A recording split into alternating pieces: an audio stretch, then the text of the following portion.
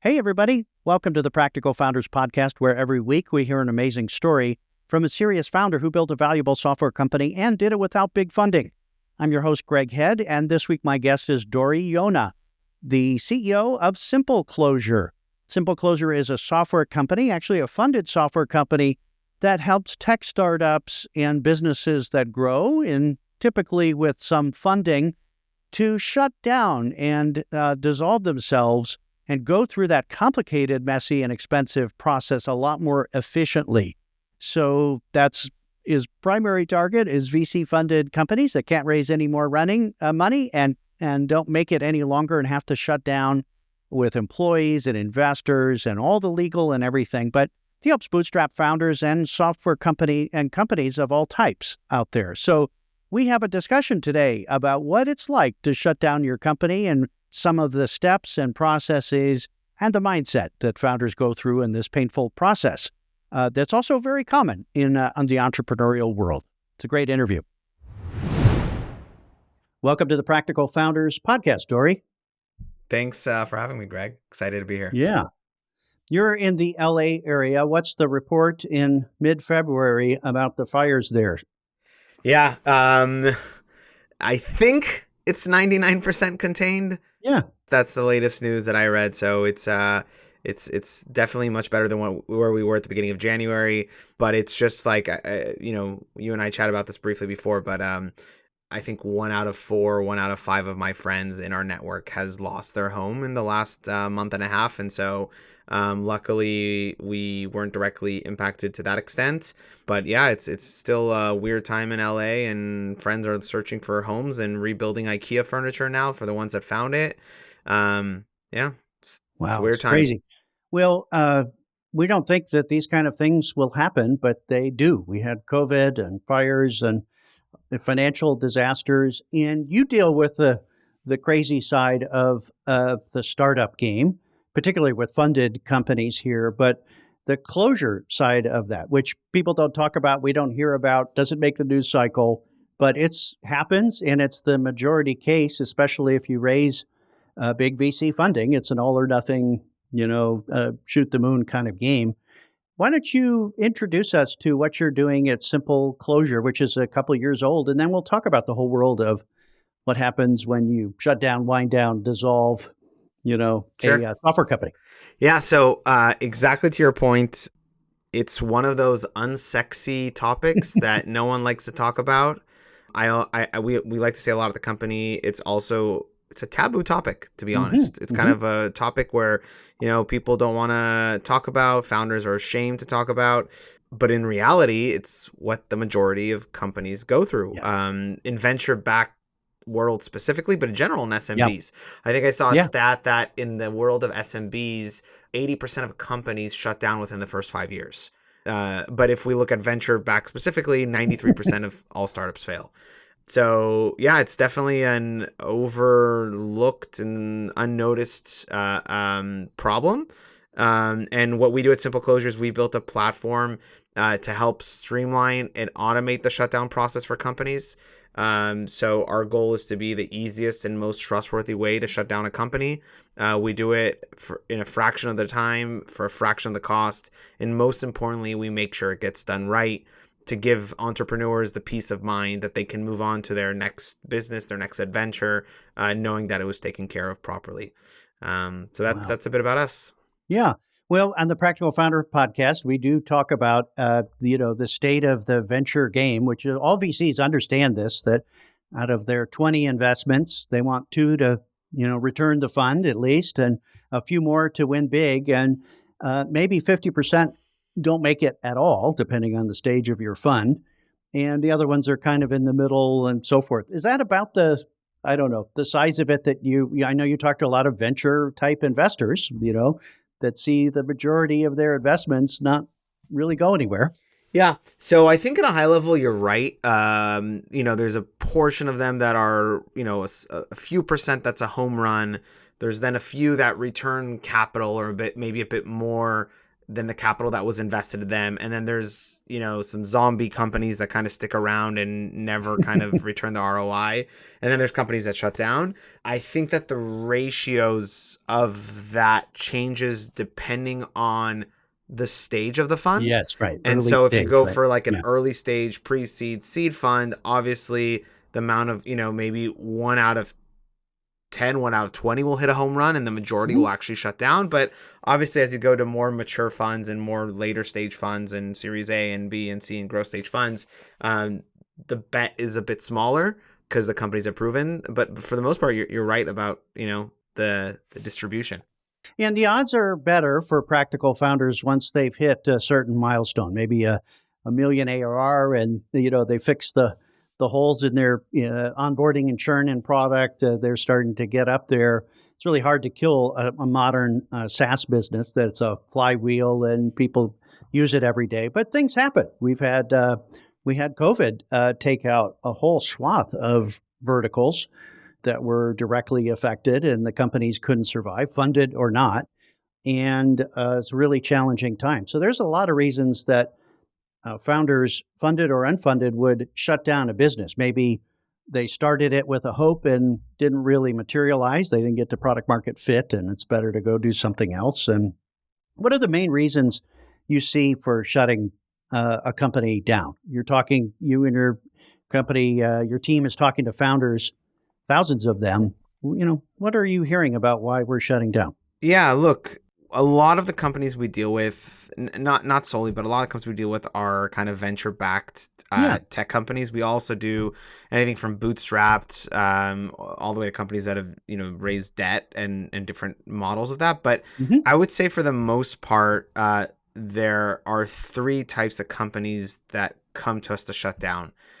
The first one, in no particular order, by the way, and it's kind of divided 30%, 33% each way. So it's kind of like a pretty evenly split. The first use case is companies that actually went through a sale. So what a lot of people don't realize is if you do an asset sale, which is the majority of acquisitions that are done in the ranges of single millions or tens of millions. Like when you hear on the news, like, Meta acquired a company for $200 million. Sure, that's typically like an all stock purchase sale or a merger of some sort. But the majority of sales where a company sold for a few million or tens of millions, in most cases, I would say those are asset sales, which the acquirer is coming and buying the code base or the customer list or is doing an acqui-hire of some sort. And the business entity remains. Exactly. The entity, the liabilities, the accounts, the responsibility. So that's about a third of the company. So everything's actually fine with the company. There's no issues necessarily. They sold, but they actually still need to shut it down. So I'd say that's about a third. Another third are companies that have just run out of cash. They're venture backed, so they were building their business under the assumption that they could raise additional capital to fuel the growth of the business, and they keep doing that. And they couldn't raise again, couldn't clear market, couldn't raise again. Existing investors didn't believe, couldn't raise a bridge, couldn't raise a future round. So they're going and shutting down, and the reason is they're just out of capital. And then I would say there's about another third that we see that are companies that have actually still money in the bank, sometimes hundreds of thousands, sometimes even millions. And they've proactively decided to shut down the business because they no longer think that they can reach the next milestone in terms of their venture backed. It could be founder dispute. It could be, they tried many pivots and they just can't find product market fit and they don't want to keep wasting their time and money.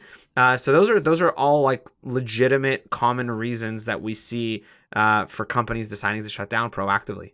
And so sometimes if you're burning $100,000 a month and you have $500,000 in the bank, you can, and you can't raise again, you can cut costs and become a zombie company, or you could, you see where it's going, and it might go there pretty quickly.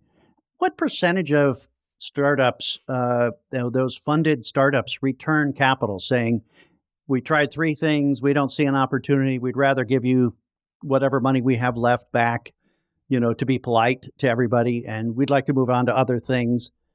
How common is that? Yeah, so I would say probably in from what we're seeing today, and we're not representative of the entire market, but from what we've seen today in our customers, I'd probably say between 1 out of 5, 1 out of 4 of companies actually have capital. Now, it might not be, millions of dollars, but it's to your point, like, you know what? We have 200, 300,000, 500,000 left. We've raised millions, but we only have a few hundred thousand. We're not going to continue running the company to the ground. We're going to kind of take, a proactive step and return capital. What is interesting though is, and we wrote a blog post about this, I think a month and a half ago, is that when there is capital to distribute at the end of the line, the average we're seeing is about 10% of capital raised when there is capital to distribute. All right. So there's always hope until, the final 10%, and then people move on.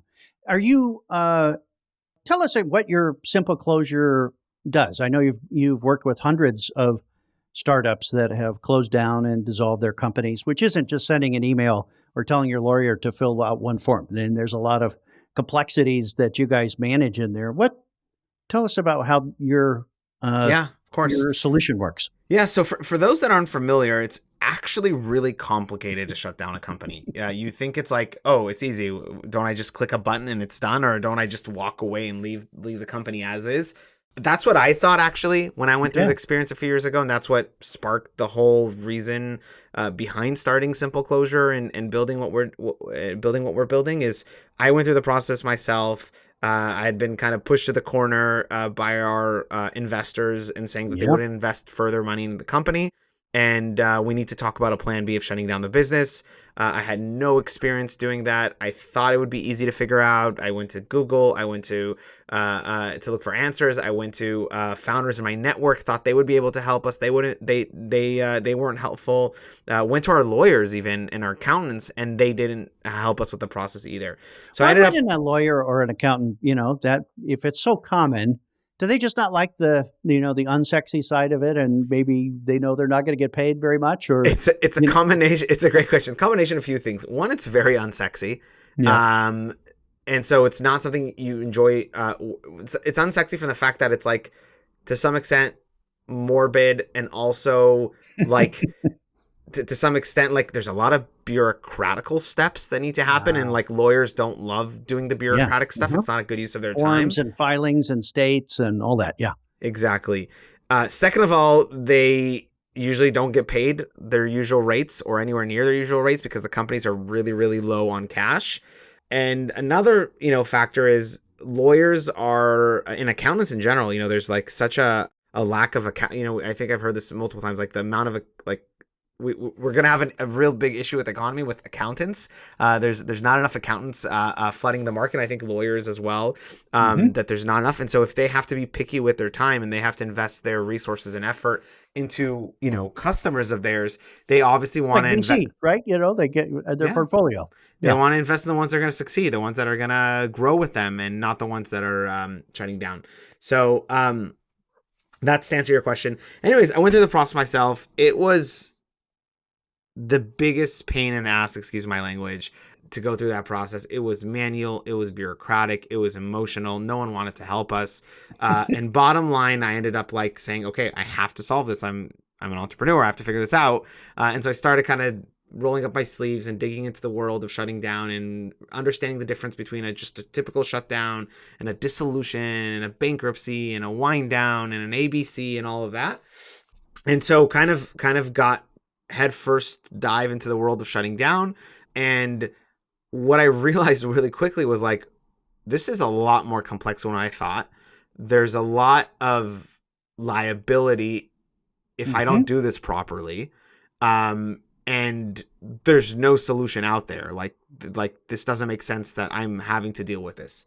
And so I went through that experience myself, and to give people a sense, like if you've raised, a startup, technology startup, I'm not talking about like a unicorn or anything like that. Yeah. If you're just, maybe raised $1 million, like that's all you did, there's an average of about 95 moving parts that you need to take care of to properly shut down your company. So we're talking about board resolutions, shareholder resolutions, franchise taxes, letting go of employees, separation packages, notifying payroll departments in different states, closing out vendor contracts, selling your assets. Like the list goes on in terms of things that need to get done. And that is a nightmare to navigate. It'll take you months just to learn what you need to do, let alone another 6 months or so to execute on what you need to do after you learn what you need to do. And then in most cases, odds are you're going to do it wrong, because it's one of those things like where you don't know what you don't know. And you end up learning that you made a mistake months or years later when you suddenly get a fine or penalty from a state agency or a vendor or a claim of some sort. And so what we do at SimpleClosure is we take all that heavy lifting, all that mind space and bandwidth off of your shoulders and off of your plate. We come in and we've built software to ingest data points about your business, either from your financials, your HR provider, we analyze your legal documents, like your partner agreement if you're an LLC, your certificate of incorporation if you're a corporation. We analyze all that information. In addition to that, we also integrate into public state databases and other data sources. Because in almost every case we saw a company that thought they shut down ended up not shutting down properly and forgetting certain accounts and getting fines and penalties months and years later. So we want to make sure that that doesn't happen. And so we ingest the information you provide. We also integrate to public state database. We analyze all of that data. And we put together a personalized shutdown plan that is tailored to your company and your unique situation. And we are able to do that like on the low end with bootstrapped companies. They just incorporated. They have literally a shell company that they've done nothing, all the way on the high end to like a unicorn, had hundreds of employees, raised hundreds of millions of dollars. And we're able to build a personalized shutdown plan that's tailored to you and your company. And then we have automations on top of that that are able to streamline and automate the process. We have teams of experts, lawyers and accountants with vast experience in wind downs and dissolutions that are there to support and are kind of our, front lines and customer service, customer support and account managers in this process. And we give you ultimately peace of mind knowing that this is done properly. So I make a lot of angel investments, and most of them don't end up anywhere, right? So like a little VC, right? That most angel investors, it's very rare to have a win, so most of them don't make it. But I see the complications in there. And one thing that people would be surprised if they haven't been through the process before or seen it is if you get to zero money in your bank account as a company and you want to shut it down, the founder's on the hook for all the work and the cost to shut down a company and the liabilities if you do it wrong. So it's quite a bunch of liability and cost if you don't do it right. Yeah. And one of the biggest pieces of advice we always give entrepreneurs and founders like that reach out, when they still have a few months of runway, is shutting down costs money.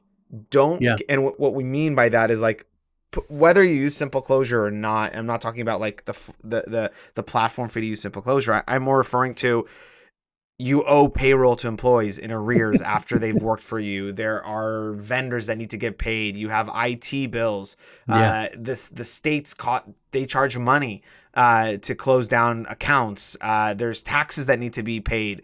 And so the advice we always give, it's like one of our biggest pieces of advice is like, don't decide to shut down when you have zero in your bank account. Like that is too late. You can't shut down that late in the game, and you want to make sure that you set money aside for that, because ultimately, to your point, like you'll end up either potentially opening up yourself to liabilities and claims. You'll end up, option 2 is paying out of pocket, which is really painful to see. You have to pay out of pocket, not from the business. And in some cases, like some companies have, investors that are willing to chip in and help cover those costs. But that's rare.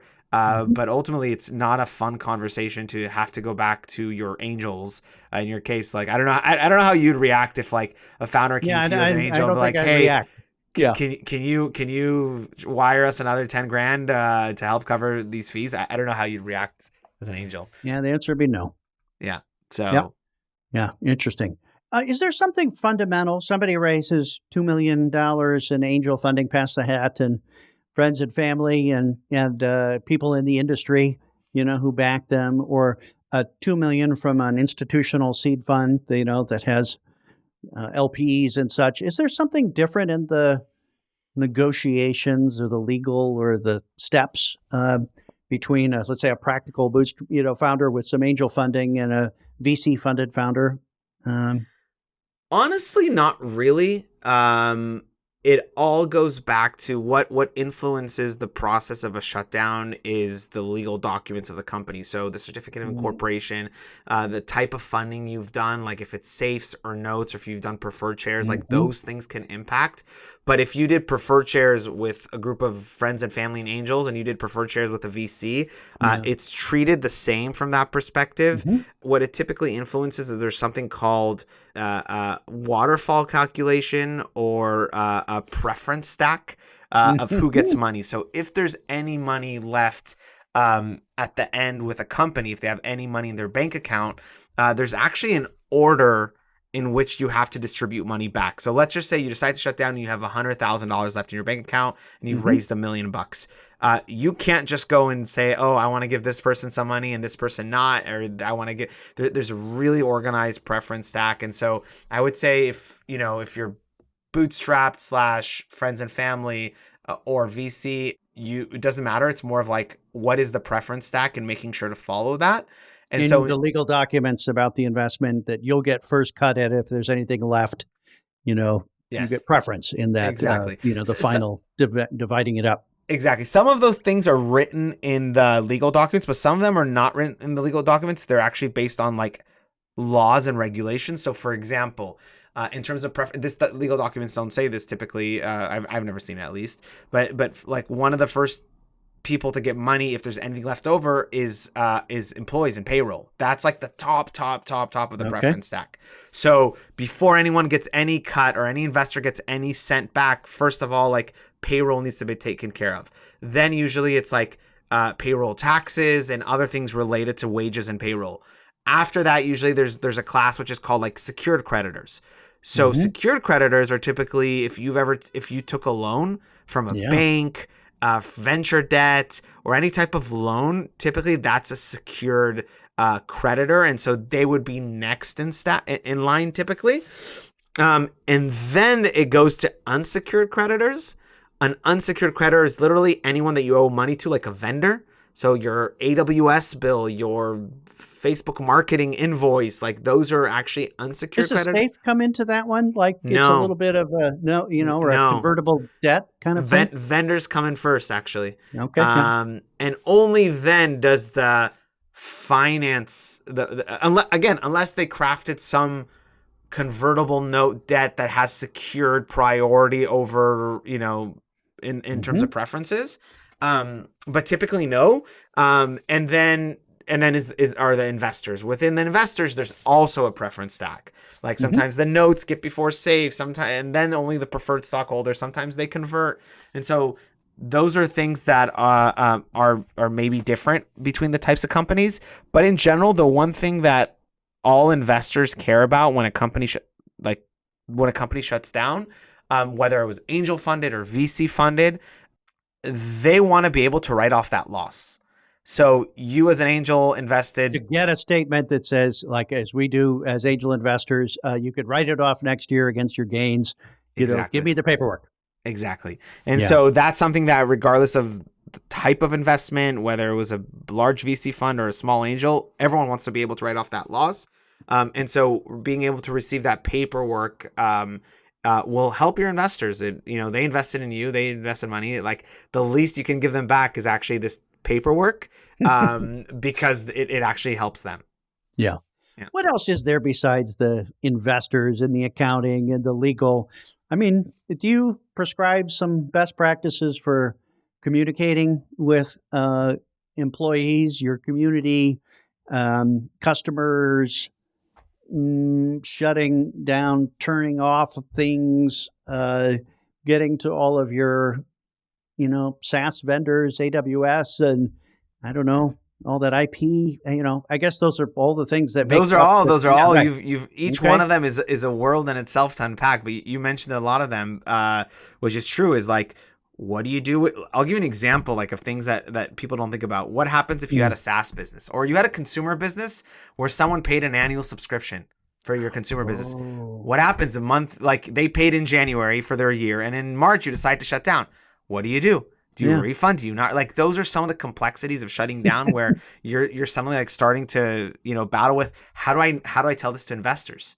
What do I tell them? Who do I tell? Right. How do I tell to employees? How do I let them go? How do I let contractors go? How do I let full-time employees go? So there are so many different types of complexities and things that you need to think through and plan for in order to shut. What do you do with let's say you had a social media handle.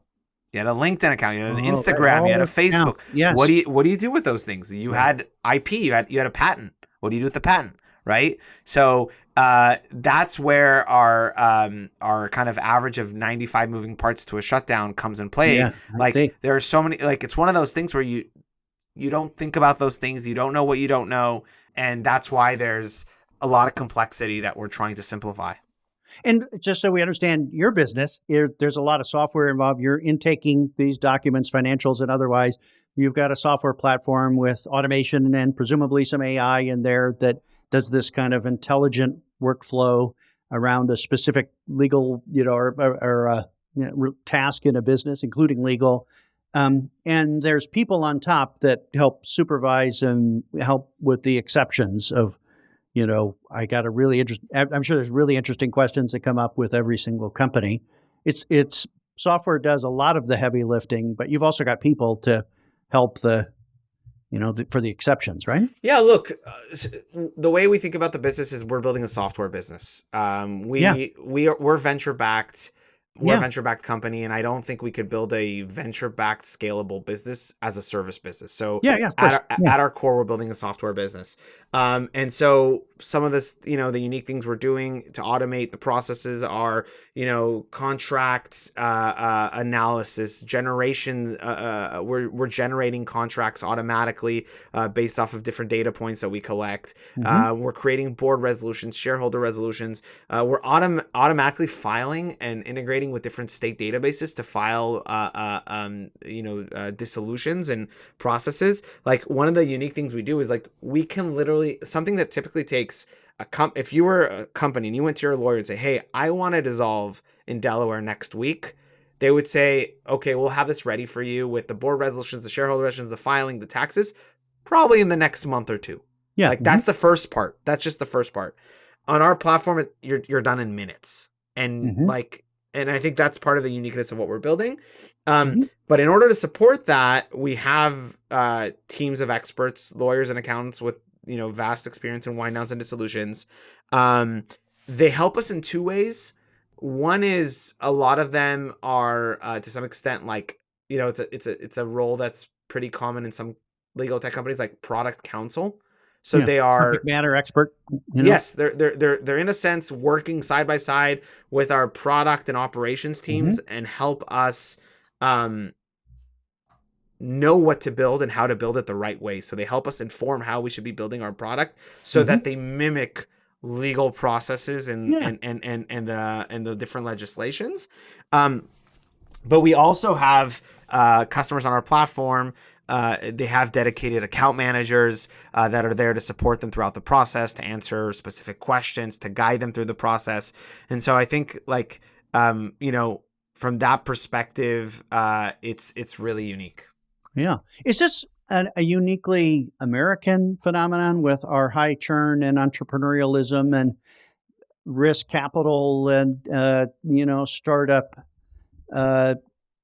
culture and so forth? Do you see it on the continent in Europe or other parts of the world that there's a similar kind of churn that needs to be assisted?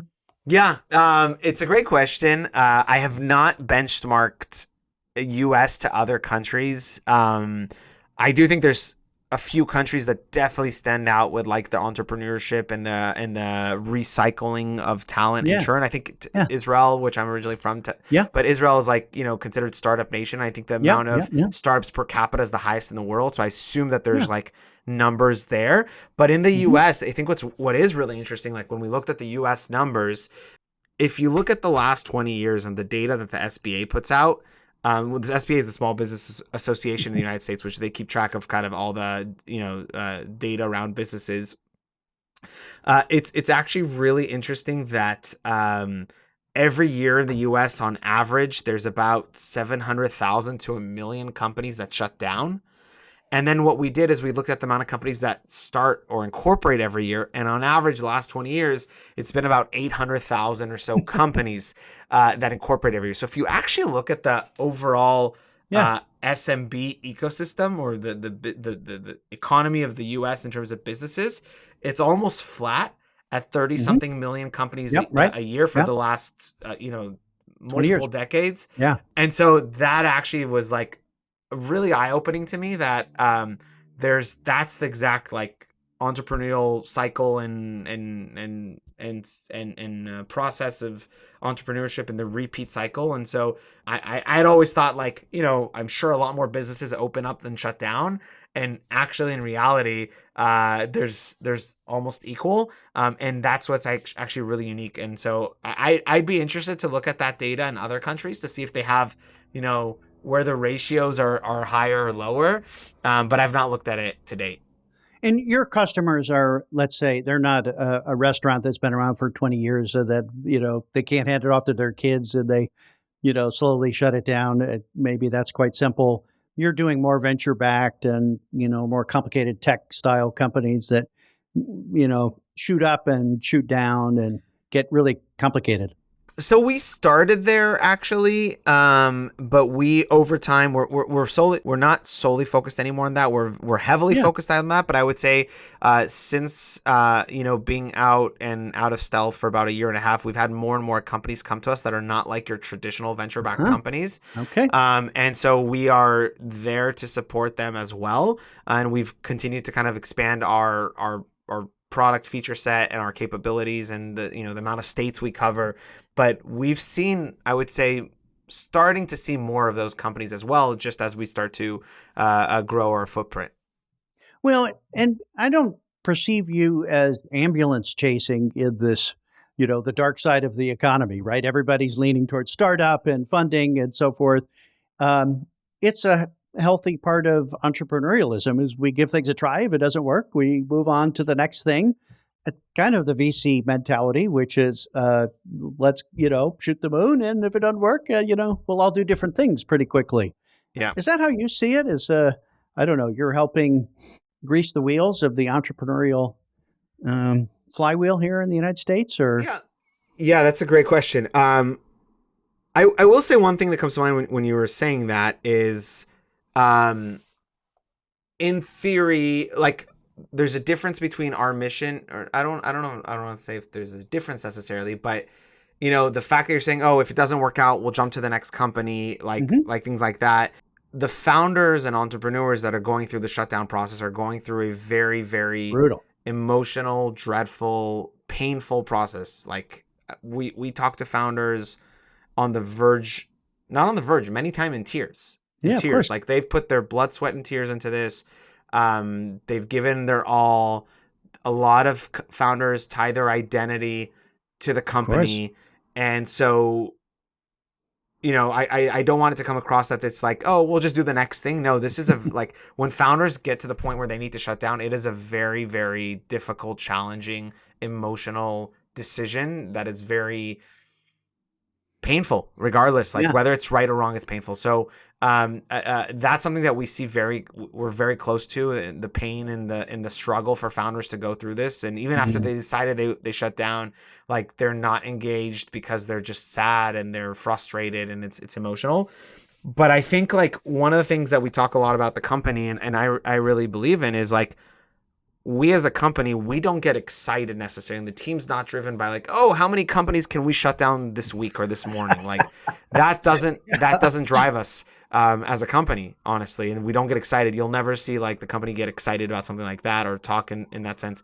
What excites us and what drives us, and by the way, that's why like a lot of the team members are former founders themselves, and and part of that is if we do a really good job at what we do, we can help founders get on their feet and entrepreneurs as quick as possible and be that backbone of the economy and be that driving force of entrepreneurship and start their next company. And so if we can shave 9 to 12 months off of the time, by the way, I'm saying 9 to 12 months because that's usually the time that a company spends shutting down after they decide to shut down. It usually takes about a year, right? Yeah.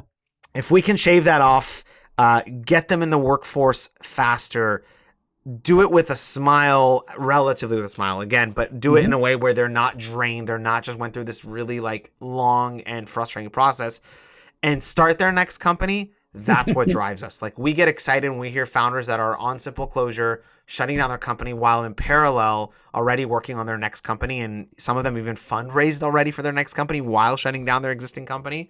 I think those types of cases are what excite us and what drives us and what, we see as valuable.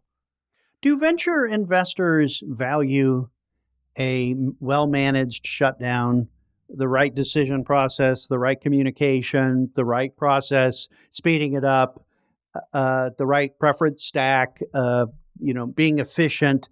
Does that get a funded founder any points with investors to come back at the next time? I don't know that it's the case, but it's a great question. It actually does. It actually has, from what we've seen, has proven to, when you're able to end your relationship with your investors on a relatively organized, good note, when you're able to do right by your investors by getting them their paperwork in time, by distributing properly any funds that are left over, we typically see founders and investor relationships that are a lot better, a lot healthier, a lot more engaged. And in most cases, when that happens, we actually see, and again, this is anecdotal from having quite a few conversations with founders, that they end up raising money for their next company from the same founders.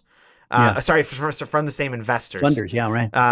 And so that to me is a testament to like, if you're able to wrap things up properly and leave a good taste in the mouth of your investors, I think you definitely increase the odds that they'll want to support you again. And investors know, look, it's a matter of, it's a numbers game. Like, when you, them, right, as you described. Also for founders, I think it's a matter of numbers game. Like when you look at the founders that end up succeeding in building, large successful companies, whether they're like, privately held $100 million companies or they're public unicorns, you'll typically look at the history of those founders and they're, for the most part, not first time founders. They're second, third time, fourth time founders. Yeah. That's amazing. Yeah. What we don't really hear about shutdowns other than a few conspicuous ones. They had big funding and big spending, and then funding was there, and they drove it right into a wall. I could think of Bench recently that went through hit the wall kind of shutdown.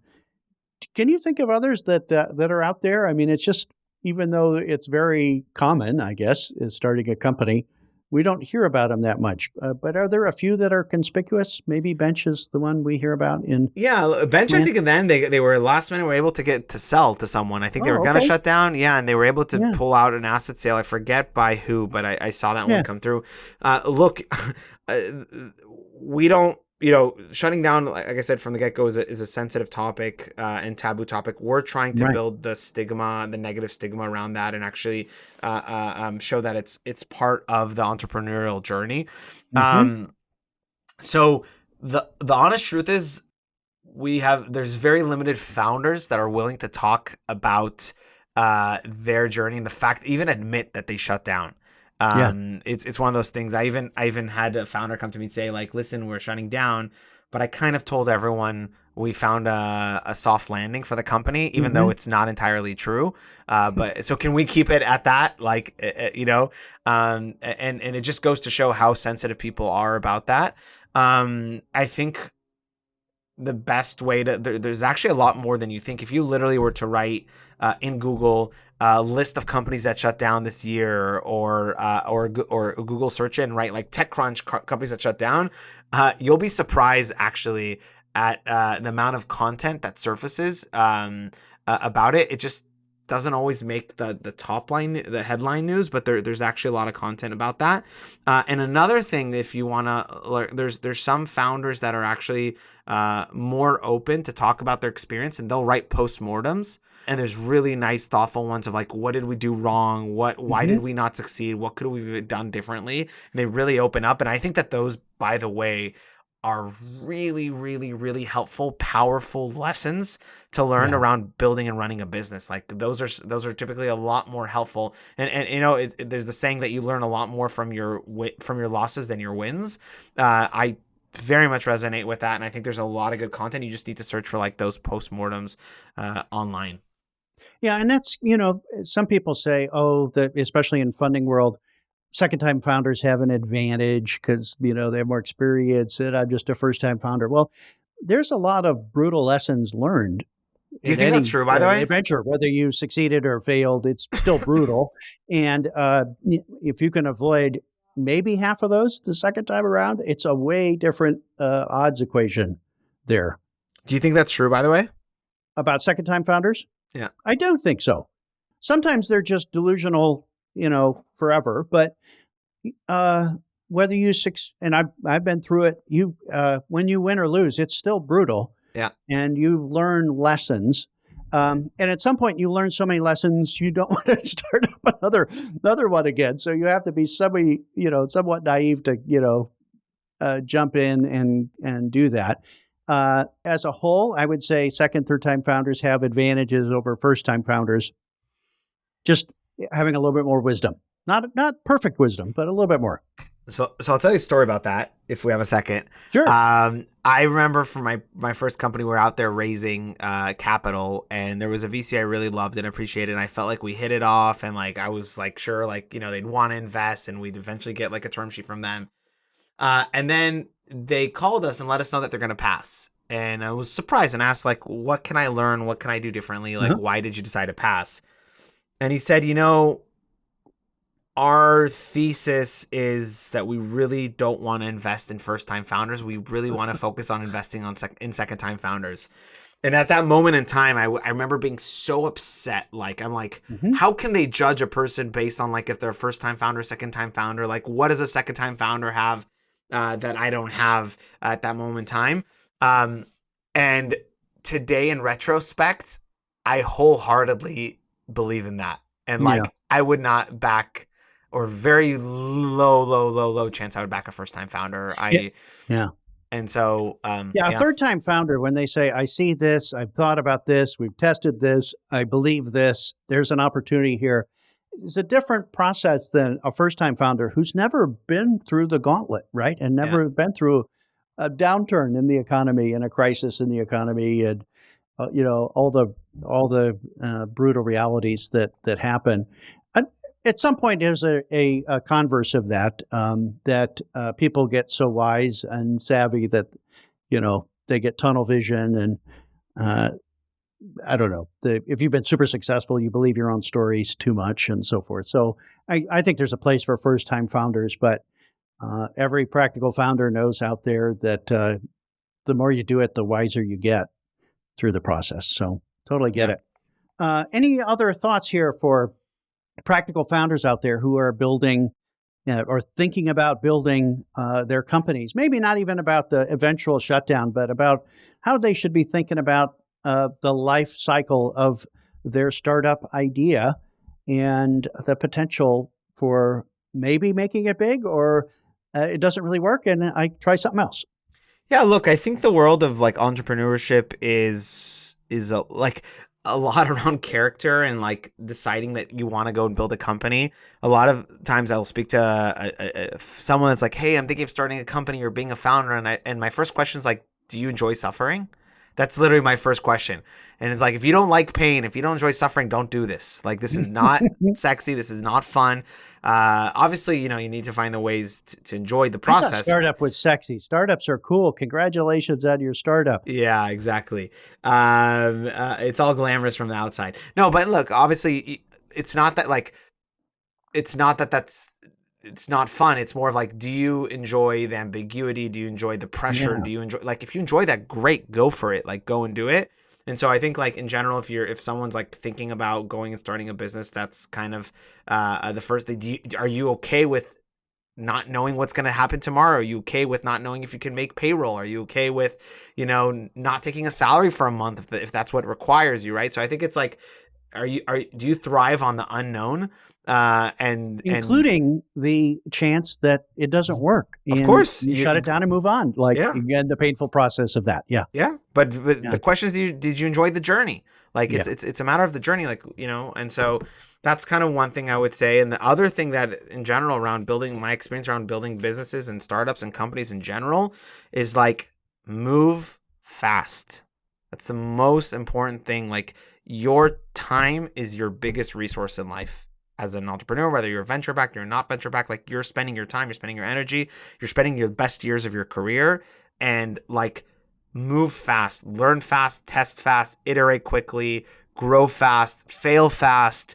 All those things are like so true, because ultimately, like, when you're building your own business, you're sacrificing an easy, convenient, cushy job anywhere else for taking this risk. And the faster you can grow, learn, build, fail, I think it's ultimately in your advantage, and you want to make sure you make the best of your time. I think it's the most expensive resource we have is our time. So it's almost like your subtitle is, build fast, build something big. If it doesn't work, move on fast. Yes. With SimpleClosure. To some extent, yeah. Yes, move on fast. All right. Great, Dory. Thank you for being on the Practical Founders podcast and sharing your view of what's happening in the startup ecosystem. Thanks for helping out all those crazy founders out there. Of course. Thanks for having me. Thanks for watching this week's founder interview on the Practical Founders podcast. Be sure to hit like and then subscribe to my Practical Founders YouTube channel to keep up with my weekly videos for serious software founders who are building valuable companies without big funding. Check out my blog and information about my Practical Founders CEO peer groups at practicalfounders.com. And follow me on LinkedIn to keep the conversation going. See you next week.